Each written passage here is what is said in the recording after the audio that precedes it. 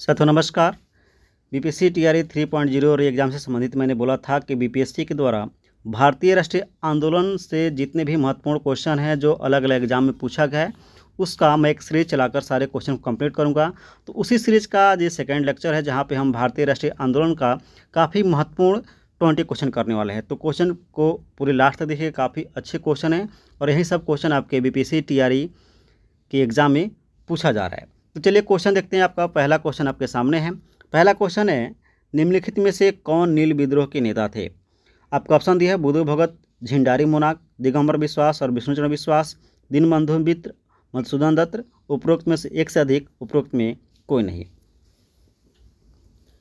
यहाँ पे आपका जो राइट आंसर हो जाएगा ऑप्शन हो जाएगा बी, दिगंबर विश्वास और विष्णुचरण विश्वास। नेक्स्ट क्वेश्चन है, नेक्स्ट क्वेश्चन आपके सामने है, आनंद मठ में किस विद्रोह का उल्लेख है? सन्यासी, पागलपंथी, नील। उपरोक्त में एक से अधिक, उपरोक्त में कोई नहीं। इसका राइट आंसर हो जाएगा आपका ऑप्शन ए, सन्यासी विद्रोह। यानी आनंद मठ में सन्यासी विद्रोह का उल्लेख किया गया है। अब यहाँ पे इसके कुछ तथ्य को समझते हैं। तो आनंद मठ जो आपका पुस्तक है, इस पुस्तक की रचना किए थे बंकिम चंद्र चटर्जी ने और इसी में सन्यासी विद्रोह का उल्लेख किया गया था। ध्यान रखना है कि आनंद मठ में ही आपका वंदे मातरम गीत का भी उल्लेख किया गया है, या हम ये कह सकते हैं कि आनंद मठ से वंदे मातरम गीत को लिया गया है। नेक्स्ट क्वेश्चन है, क्वेश्चन नंबर थर्ड, कूका आंदोलन को किसने संगठित किया? ऑप्शन है गुरु रामदास, गुरु नानक, गुरु राम सिंह। उपरोक्त में एक से अधिक, उपरोक्त में कोई नहीं। इस क्वेश्चन का सही उत्तर हो जाएगा आपका ऑप्शन सी, गुरु राम सिंह। अब यहाँ पे ध्यान देना है कि पश्चिमी पंजाब में, यानी पश्चिमी पंजाब में कूका आंदोलन की शुरुआत 1840 के दशक में भगत जवाहर मल्ल के द्वारा किया गया था। ध्यान रखिएगा, पश्चिम पंजाब में कूका आंदोलन की शुरुआत जो है 1840 के दशक के आसपास भगत जवाहर मल्ल ने किया था, जिन्हें सियान साहब के नाम से पुकारा जाता था। लेकिन गुरु राम सिंह नामधारी ने कूका आंदोलन को संगठित किया और जुझारू बनाया। अब यहाँ पे दो बातें हैं। एक बातें हैं कि सबसे पहले कूका आंदोलन को पश्चिमी पंजाब में शुरू किसने किया था? तो शुरू किए थे 1840 के दशक में भगत जवाहर मल्ल के द्वारा। लेकिन जो राम सिंह नामधारी थे, तो इनके द्वारा कूका आंदोलन को संगठित किया गया था और जुझारू बनाया गया था। और फिर 1872 ईस्वी में इस आंदोलन के जो नेता थे राम सिंह कूका, इनको रंगून निर्वासित कर दिया गया था, मतलब इनको रंगून भेज दिया गया था और यहीं पे राम सिंह जो है नामधारी की मृत्यु हो गई थी। तो यहाँ पे दो बातें उसको समझ के अच्छे से याद रखिएगा कि शुरू किसी और ने किया था और संगठित किसी और ने किया था। चलिए क्वेश्चन नंबर हम 4 देख लेते हैं। क्वेश्चन नंबर 4 है, रामोसी विद्रोह सही रूप से किस भौगोलिक इलाके में हुआ था? पूर्वी भारत, पश्चिमी घाट। यहाँ पे ऑप्शन मिस्टेक से 2 बार हो गया है, पूर्वी भारत। अब यहाँ पे ध्यान रखिएगा, 4 नंबर क्वेश्चन का जो राइट आंसर का ये हो जाएगा आपका पश्चिमी घाट, ठीक ना। रामोसी विद्रोह सही रूप से किस भौगोलिक इलाके में हुआ था? तो इसका सही उत्तर हो जाएगा पश्चिमी घाट में। अब यहाँ पे पूर्वी भारत 2 बार हो गया है, तो कोई बात नहीं, हमारा आंसर तो पश्चिमी घाट ही है। अब आगे देखते हैं इसका कुछ तथ्य। ध्यान रखना है कि पश्चिमी घाट में रहने वाले रामोसी जाति के लोगों ने 1822 ईस्वी में अपने नेता सरदार चित्तूर सिंह के नेतृत्व में रामोसी विद्रोह को किया था। यहाँ पे 2 बातें हैं कि ये जो रामोसी जाति के जो लोग रहते थे ये पश्चिमी घाट में रहते थे, पहली बात। दूसरी बात कि यह विद्रोह 1822 में सरदार चित्तूर सिंह के नेतृत्व में किया गया था। नेक्स्ट क्वेश्चन है 5 नंबर, 1855 ईस्वी में संथालों ने किस अंग्रेज कमांडर को हराया? यहाँ पे कैप्टन निक फेविले, लेफ्टिनेंट वास्टिंग, मेजर बारो। उपरोक्त में एक से अधिक, उपरोक्त में कोई नहीं। यहाँ पे आपका सही उत्तर हो जाएगा ऑप्शन सी, मेजर बारो। अब ध्यान रखिएगा कि 1855 ईस्वी में संथालों ने मेजर बारो को हराया था और इसके कुछ तथ्य की बात करें तो 1855 ईस्वी में संथालों ने भागलपुर क्षेत्र के भोगनाडीह तालुके में विद्रोह किया था। यानी जो संथाल जाति के जो लोग थे 1855 ईस्वी में भागलपुर क्षेत्र के एक भोगनाडीह तालुक पड़ता है, वहाँ पर इन्होंने विद्रोह किया था, जिसका नेतृत्व कर रहे थे सिंधु कान्हू, चांद और भैरव ने। यानी क्वेश्चन ये भी पूछ सकता है इस तरह से कि संथाल विद्रोह का नेतृत्व किसने किया था, तो उस केस में आपका सही उत्तर हो जाएगा सिंधु कान्हू, चांद और भैरव। नेक्स्ट क्वेश्चन हो जाएगा आपका 6 नंबर, बिरसा मुंडा का कार्यक्षेत्र कौन सा था? रांची, चंपारण, बलिया, उपरोक्त में एक से अधिक। यहाँ पे आपका सही उत्तर हो जाएगा ऑप्शन ए, रांची। यानी बिरसा मुंडा का जो कार्यक्षेत्र था वह रांची था। और यहाँ पे कुछ आपके तथ्य हैं कि बिरसा मुंडा का कार्यक्षेत्र रांची से लेकर भागलपुर तक था। बिरसा मुंडा का उद्देश्य समाज में यानी उनकी जो जाति है उस जनजाति में सामाजिक सुधार करना और उस जनजाति को ब्रिटिश सत्ता से दूर रखना था। बिरसा मुंडा को भारत धरती आबा के नाम से भी पुकारा जाता है। धरती आबा का मतलब धरती के पिता। यानी क्वेश्चन भी पूछ सकता है कि धरती आबा के नाम से किसे जाना जाता है, तो यहाँ पे सही उत्तर आपका बिरसा मुंडा हो जाएगा। लेकिन ध्यान रखना यहाँ पे क्वेश्चन पूछा गया था कि बिरसा मुंडा का कार्यक्षेत्र कहाँ से कहाँ तक था, तो हम कर सकते हैं कि बिरसा मुंडा का कार्यक्षेत्र रांची से लेकर भागलपुर तक था। नेक्स्ट क्वेश्चन है क्वेश्चन नंबर 7, 1878 का वर्नाकुलर प्रेस एक्ट किसने रद्द किया? ऑप्शन है lord Lytton, lord Ripon, lord Curzon, उपरोक्त में एक से अधिक, उपरोक्त में कोई नहीं। क्वेश्चन थोड़ा सा ध्यान से देखिएगा। क्वेश्चन पूछा कि 1878 का वर्नाकुलर एक्ट, यानी 1878 में जो वर्नाकुलर प्रेस एक्ट लागू किया था उसको रद्द किसने किया था? इसका सही उत्तर हो जाएगा आपका ऑप्शन बी, लॉर्ड रिपन। यानी लॉर्ड रिपन ने 1878 का वर्नाकुलर प्रेस एक्ट को रद्द किया था। और ध्यान रखने वाली बात है कि 1882 में इसको रद्द किया गया था। यानी 1882 में लॉर्ड रिपन ने वर्नाकुलर प्रेस एक्ट को रद्द किया। तो फिर आती है कि बात की 1878 में वर्नाकुलर प्रेस एक्ट को लिटन ने लागू किया था। याद कैसे रहेगा? तो तरीका है कि ल से लिटन ने लागू किया, यानी ल से लागू किया लिटन ने और र से रद्द किया रिपन ने। ठीक ना? तो इस तरह से आप याद रख सकते हैं कि 1878 में लिटन ने लागू किया, 1882 में रिपन ने रद्द किया। चलिए क्वेश्चन नंबर 8 देख लेते हैं। 8 नंबर क्वेश्चन है, रैयतवाड़ी व्यवस्था सर्वप्रथम कहाँ लागू की गई थी? गुजरात, मुंबई, मद्रास, उपरोक्त में एक से अधिक, उपरोक्त में कोई नहीं। इस क्वेश्चन का सही उत्तर हो जाएगा मद्रास। यानी रैयतवाड़ी जो व्यवस्था है जहाँ पे किसानों से डायरेक्ट टैक्स लिया जाता था, यह जो है व्यवस्था सबसे पहले मद्रास में लागू की गई थी। ध्यान रखना है कि रैयतवाड़ी व्यवस्था सर्वप्रथम मद्रास प्रेसिडेंसी में अलेक्जेंडर रीड के द्वारा 1792 ईस्वी में लागू किया गया था। और यह क्षेत्र था तमिलनाडु के बारामहल। यानी तमिलनाडु के बारामहल क्षेत्र में 1792 ईस्वी में अलेक्जेंडर रीड के द्वारा लागू किया गया था। इसके बाद यह व्यवस्था मुंबई प्रेसिडेंसी में भी लागू हुई और थॉमस मुनरो का संबंध रैयतवाड़ी व्यवस्था से है। अब यहाँ पे एक बात ध्यान रखिए, क्वेश्चन पूछ सकता है कि रैयतवाड़ी व्यवस्था किससे संबंधित है या रैयतवाड़ी व्यवस्था किसके द्वारा लागू की गई थी? तो यहाँ पे आपका सही उत्तर हो जाएगा थॉमस मुनरो। ठीक ना? थॉमस मुनरो के द्वारा रैयतवाड़ी व्यवस्था का संबंध है। नेक्स्ट क्वेश्चन है क्वेश्चन नंबर 9 है, सत्यार्थ प्रकाश की रचना किसने की थी?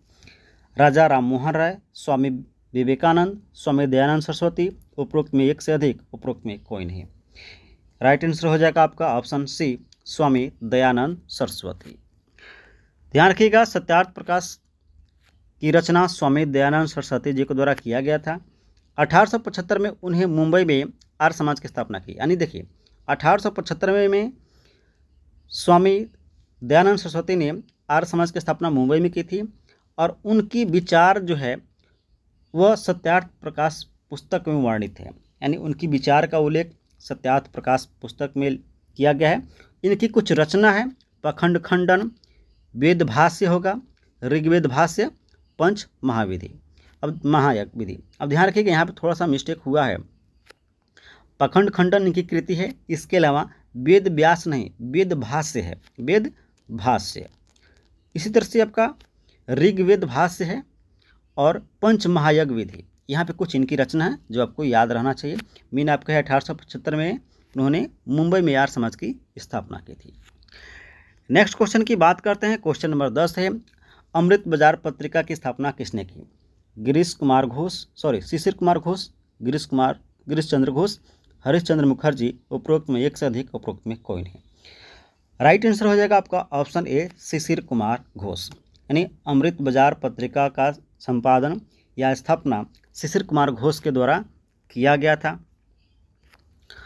अमृत बाजार पत्रिका की स्थापना मोतीलाल घोष तथा शिशिर कुमार घोष ने 1868 में कलकत्ता में की।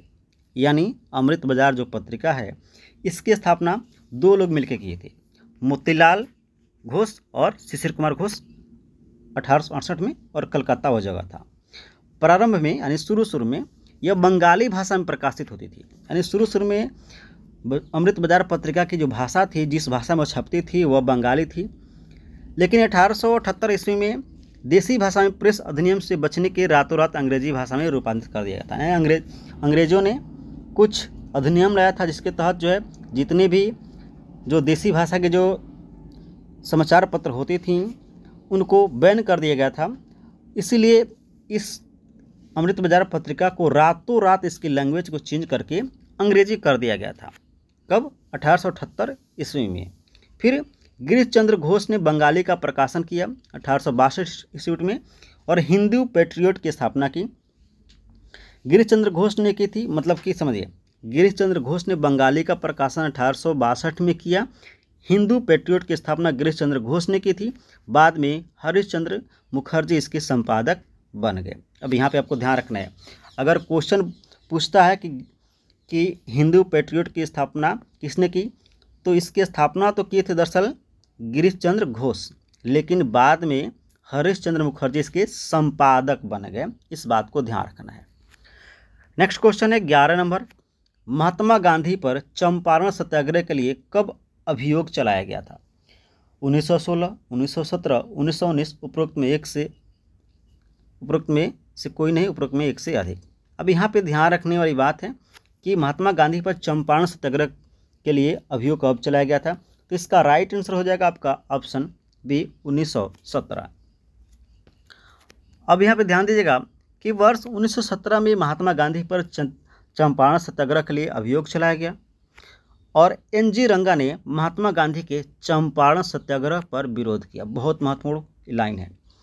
क्वेश्चन पूछ सकता है कि महात्मा गांधी के चंपारण सत्याग्रह का विरोध किसने किया था, तो वहाँ पे आपका आंसर मारना होगा एन.जी. रंगा।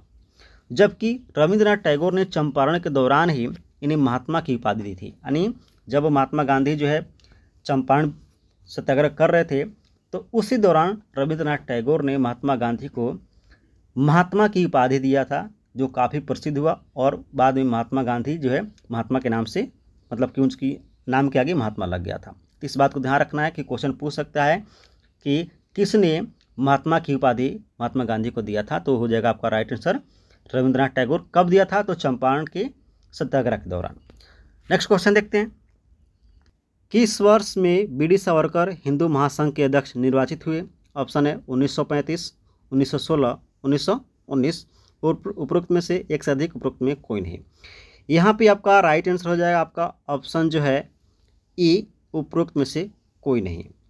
यानी क्या हो जाएगा, उपरोक्त में से कोई नहीं। ऐसा इसलिए क्योंकि बी.डी. सावरकर जो है 1937 से 1942 तक हिंदू महासंघ के अध्यक्ष थे।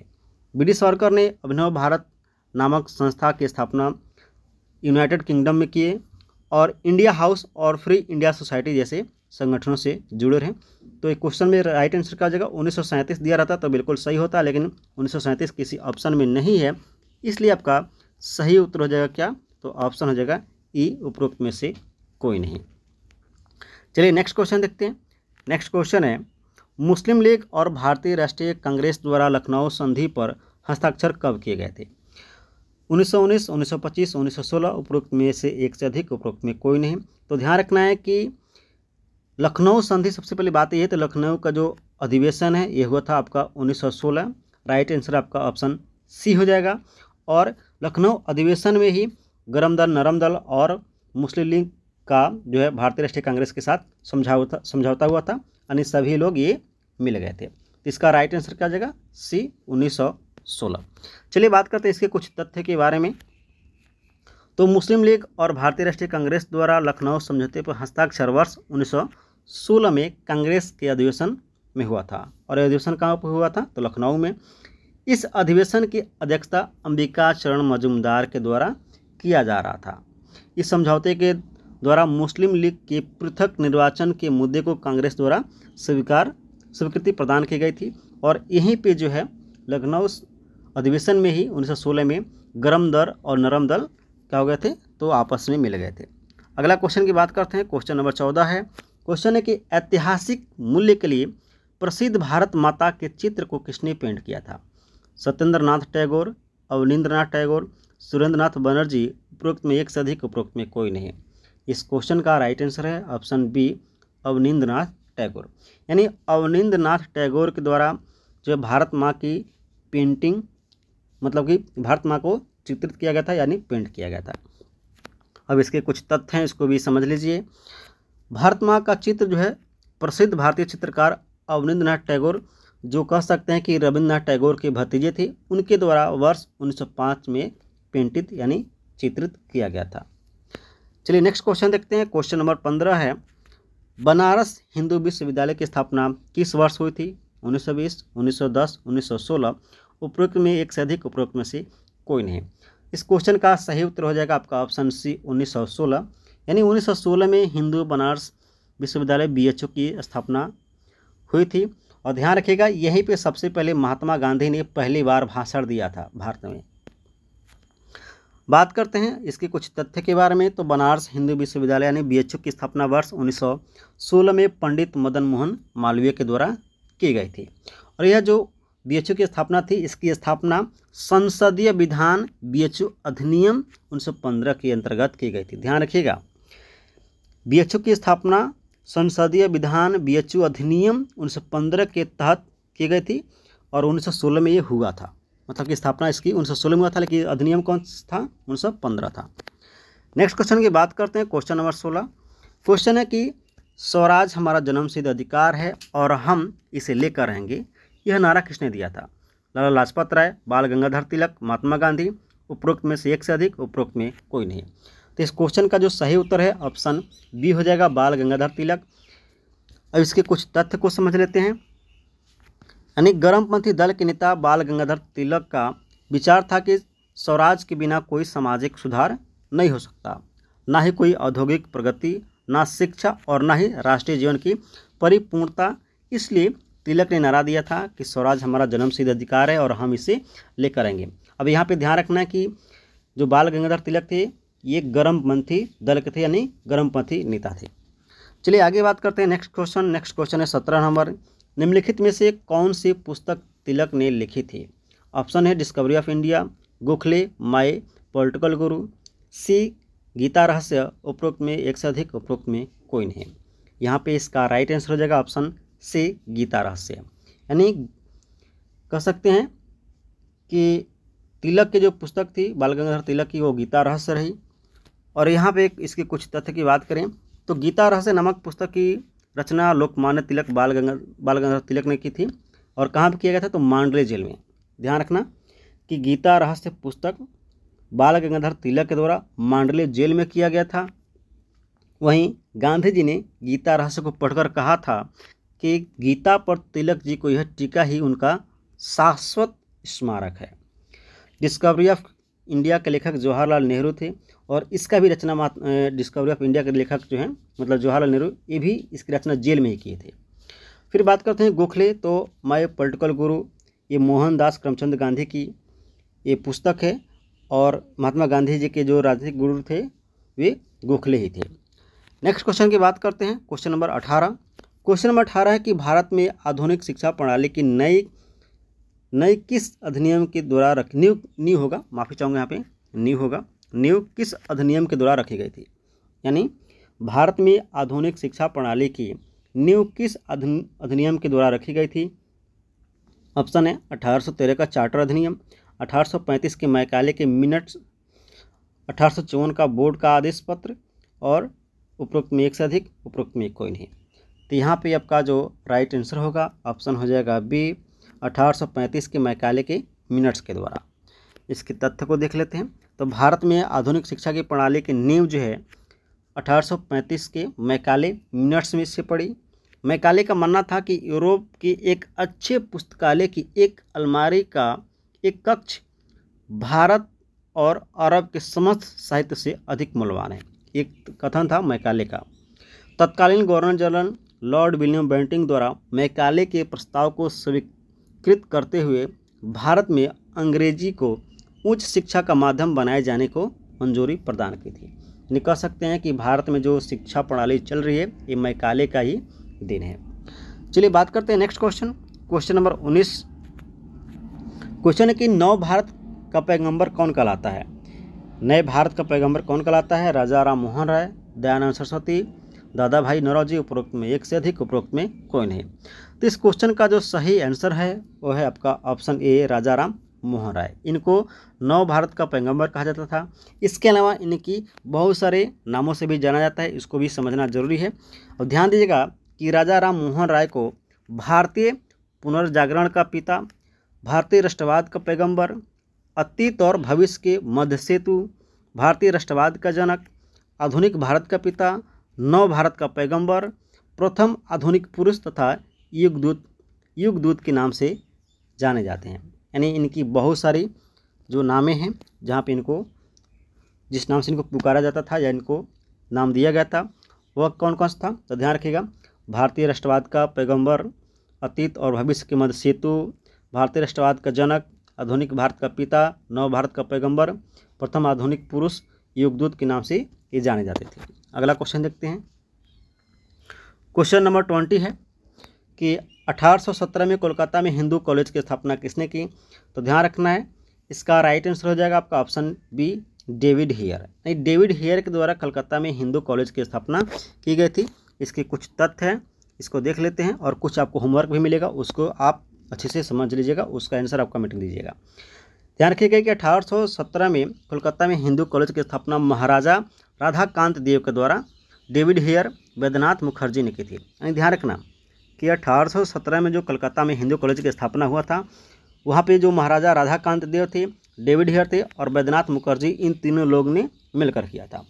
राजा राम मोहन राय भी इस कॉलेज की स्थापना से जुड़े रहे, इस बात को ध्यान रखना है। चलिए हम लास्ट क्वेश्चन जो आपके लिए होमवर्क है, इसका आंसर आपको जो है कमेंट बॉक्स में देना है। क्वेश्चन है सती प्रथा को गैर कानूनी किसने घोषित किया था। काफ़ी महत्वपूर्ण क्वेश्चन है और इस क्वेश्चन का जो आंसर है बिल्कुल आपको कमेंट में देना है, ताकि हम आपके कमेंट को देखेंगे कि किसने सही आंसर दिया।